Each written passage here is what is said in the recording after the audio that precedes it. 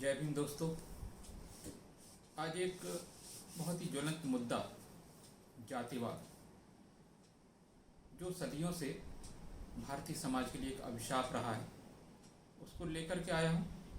और इसमें मैंने रेफरेंस लिया है डॉक्टर बाबा साहब भीमराव अंबेडकर की बहुत ही प्रसिद्ध पुस्तक जाति का विनाश, द एनिहिलेशन ऑफ कास्ट। निस्संदेह डॉक्टर भीमराव अंबेडकर के जो भी ग्रंथ हैं, जो भी उनके द्वारा लिखित किताबें या पत्र पत्रिकाएं हैं, उनका कोई जवाब नहीं। वो सभी को निरुत्तर करने का साहस रखते थे, हिम्मत रखते थे, इतना ज्ञान था उनके अंदर। तो उन्हीं के इस ज्ञान के ऊपर, उन्हीं की इस जानकारी के ऊपर जो उनका शोध ग्रंथ है एनिहिलेशन ऑफ कास्ट, उसको रेफरेंस बनाकर मैं कुछ जानकारियाँ देना चाह रहा हूँ। और ये आपको निश्चित तौर पे ये अच्छा लगेगा।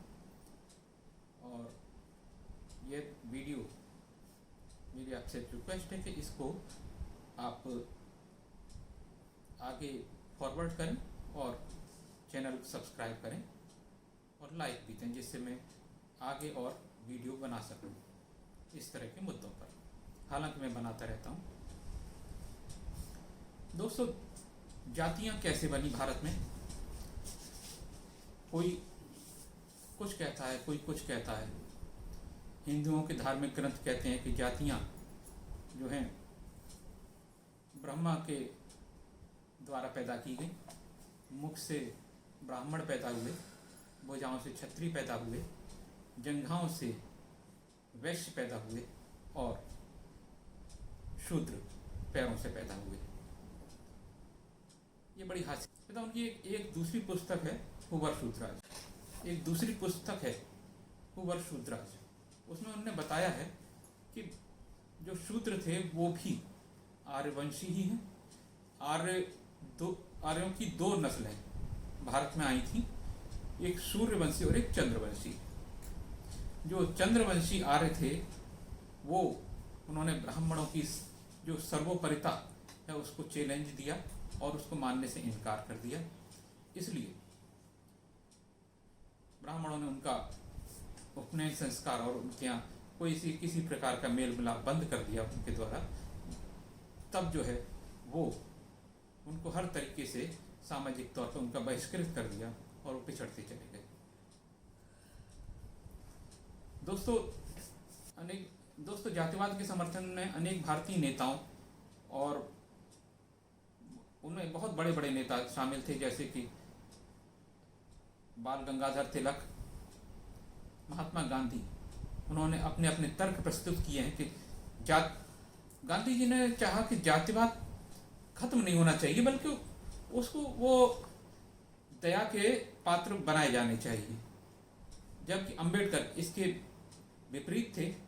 वो चाहते थे कि जो शूद्र हैं वो सशक्त बने, शासन में भागीदार बने। दोस्तों, अंबेडकर ने अपनी पुस्तक में लिखा है, जो एनिहिलेशन ऑफ कास्ट है, उन्होंने कहा जो जातिवाद के पक्ष में जो जिनका समर्थन था, जो जातिवाद का समर्थन करते थे, उनके तर्क थे कुछ। उनको उनके विरोध में डॉक्टर अंबेडकर ने बताया, मानव वैज्ञानिकों का कहना है कि अमिश्रित रक्त के लोग कहीं नहीं पाए जाते।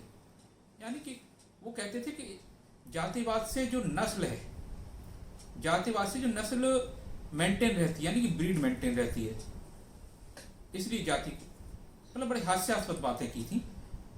तो डॉक्टर अंबेडकर ने जो मानव वैज्ञानिक थे, एंथ्रोपोलॉजिस्ट जो थे, उनके द्वारा जो रिसर्च लिखी हुई थी, उनके आधार बना के कहा कि अमिश्रित रक्त के लोग कहीं नहीं पाए जाते। दुनिया में ऐसी कोई भी जगह नहीं है जहां पर मिश्रित रक्त वाले, मिश्रित जीन्स वाले लोग न पाए जाते हों। भारत पर भी यह विशेष बात लागू होती है।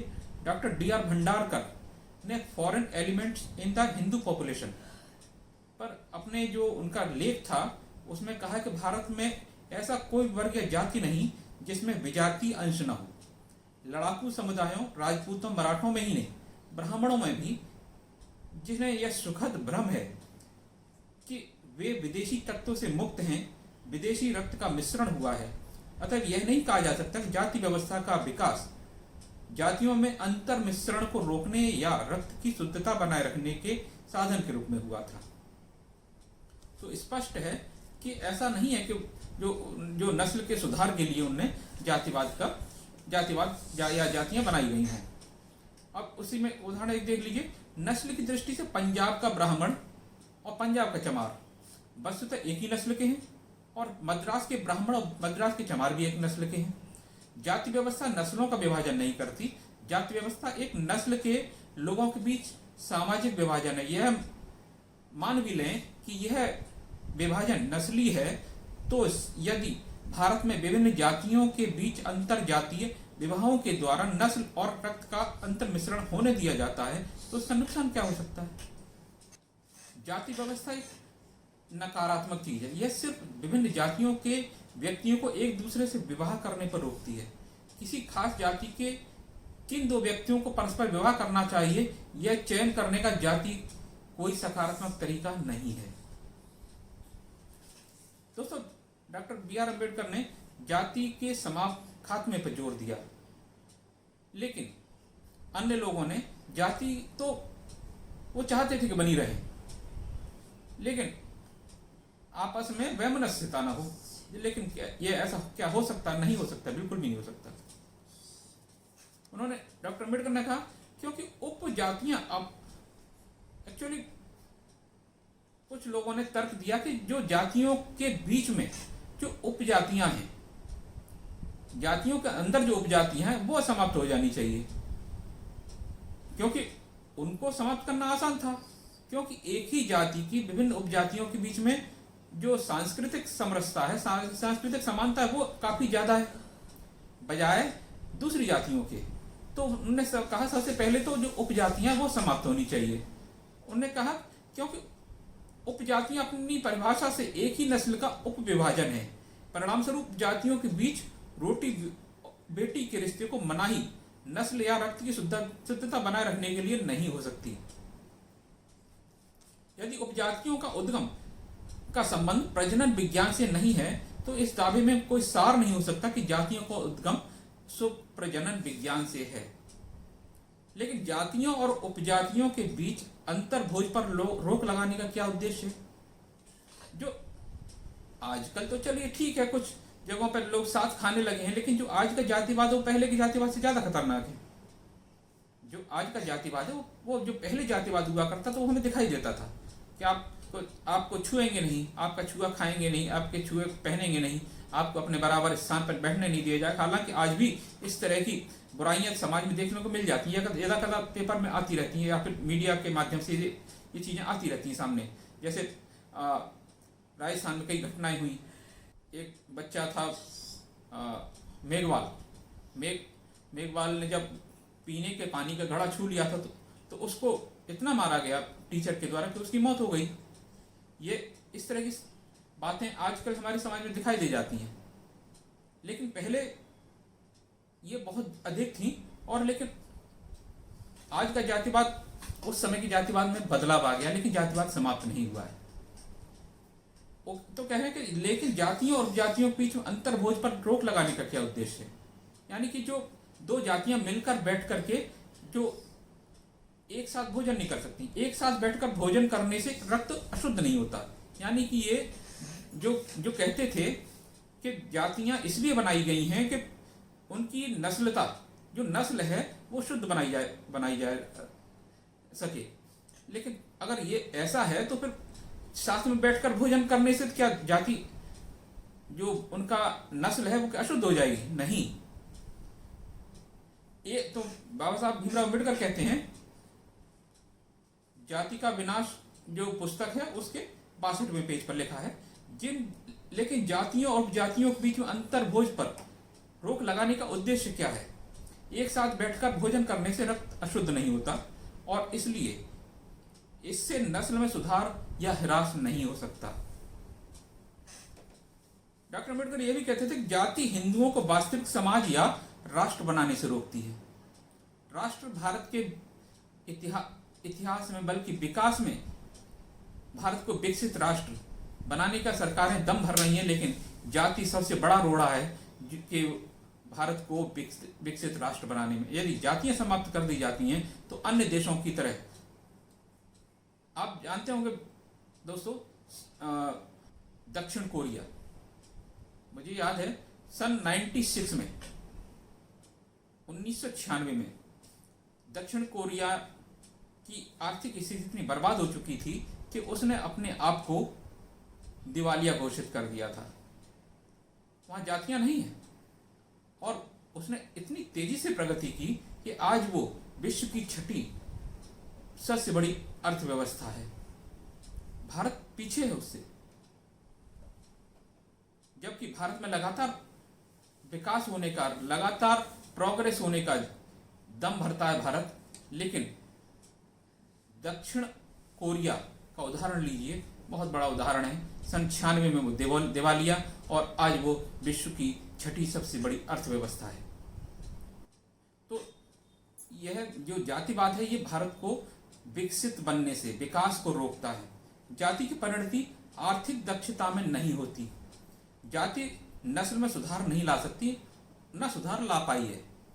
जाति ने सिर्फ यह एक काम किया है जिससे हिंदुओं को पूर्णतः असंगठित और नैतिक शक्ति से शून्य बना दिया है। जिस पहली और सर्वोपरि बात को अवश्य पहचाना जाना चाहिए वह यह है कि हिंदू समाज एक मिथक है। स्वयं हिंदू नाम ही विदेशी है। मुसलमानों ने यहाँ के हिंदुओं को यह नाम दिया है। मुस्लिम आक्रमण से पहले किसी भी संस्कृत ग्रंथ में यह नाम नहीं मिलता।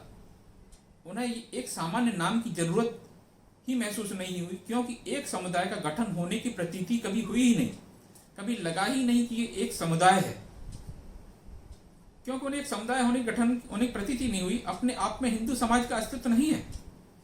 यह जातियों एक संगठन मात्र है। प्रत्येक जाति को अपने अस्तित्व का एहसास है।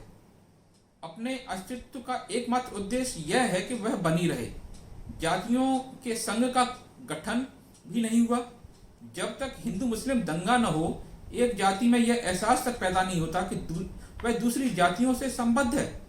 दंगे को छोड़ कर अन्य सभी अवसरों पर प्रत्येक जाति अपने को दूसरे जातियों से अलग दिखने और रहने का और अपने आप को श्रेष्ठ बताने का प्रयास करती ही रहती है। जाति में से समाज विरोधी भावना दिखाई देती है।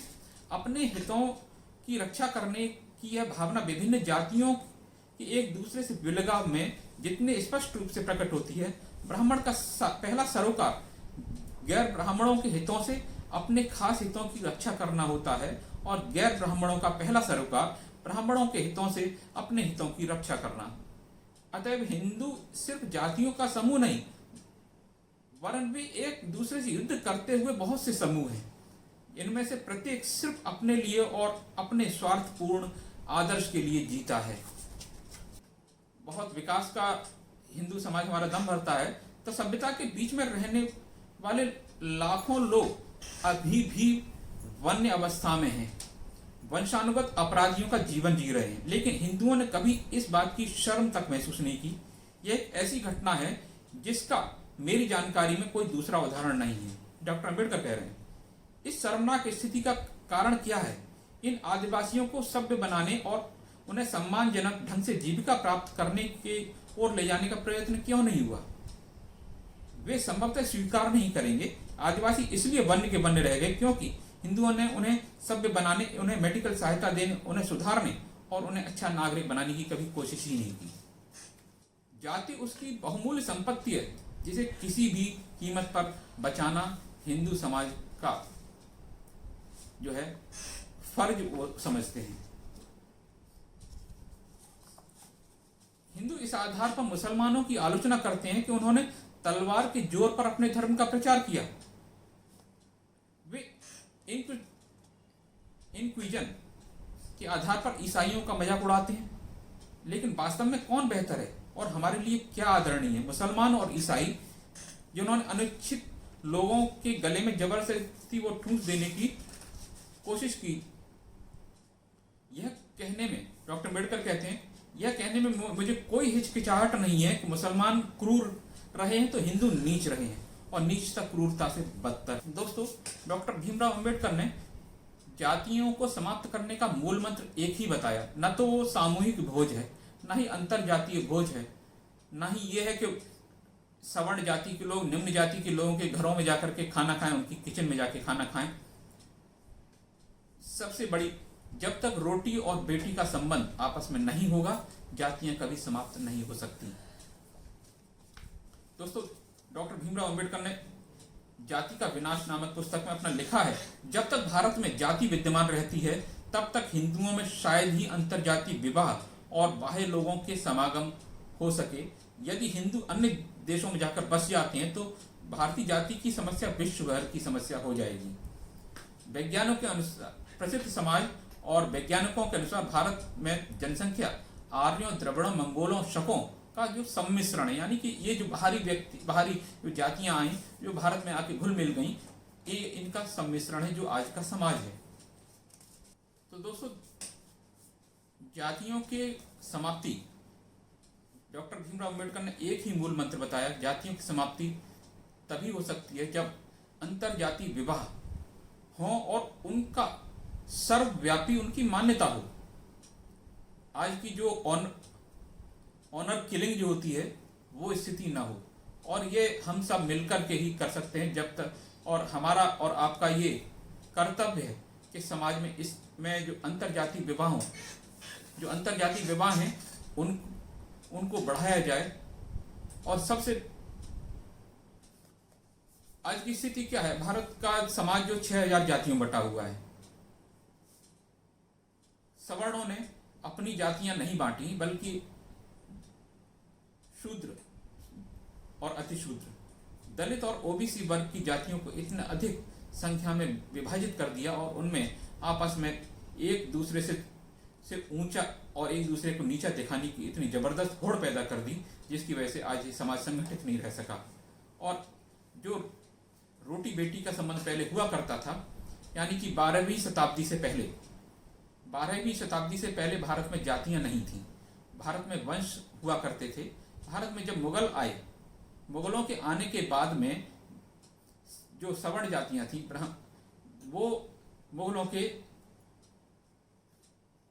संरक्षण में, यानी कि उनके आश्रय में चली गई, और उनको खुश करके ये अपने समाज को सताना शुरू कर दिया, अपने समाज को जातियों में विभाजित कर दिया। पहले वंश हुआ करते थे, आपने इतिहास में पढ़ा होगा, किसी जाति का जो है कोई डायनेस्टी, यानी कि जो साम्राज्य किसी जाति विशेष का नहीं रहा, जो साम्राज्य रहे वो वंश विशेष के रहे। और उस आज देखा होगा कि दोस्तों एक अलग मैटर है कि जो गोत्र हैं, जो कुछ गोत्र अलग अलग जातियों में समान पाए जाते हैं, वो क्यों पाए जाते हैं, हालांकि मैं उस पर एक अलग वीडियो बनाऊंगा। तो बस मेरा कहना यह है कि जो जातियों का इतिहास बहुत पुराना नहीं है, जातियों का इतिहास 12वीं शताब्दी के बाद का है, मुगलों के आने के बाद का है। उस समय और जब पेशवाई राज्य आया, उस समय जाति व्यवस्था अपने चरम पर थी, मनुस्मृति को लागू कर दिया गया था। तो दोस्तों, हमें जागरूक होना है। जो पढ़ा लिखा तबका है वही जागरूक होगा, तभी अन्य लोग भी आगे बढ़ सकेंगे। तो हमारी ड्यूटी बनती है, हमारा ये कर्तव्य बनता है कि हम जो अंतरजातीय विवाह हैं उनको प्रोत्साहित करें और बाबा साहब के जो सपनों को साकार करें और जाति का विनाश करें। धन्यवाद। जय हिंद।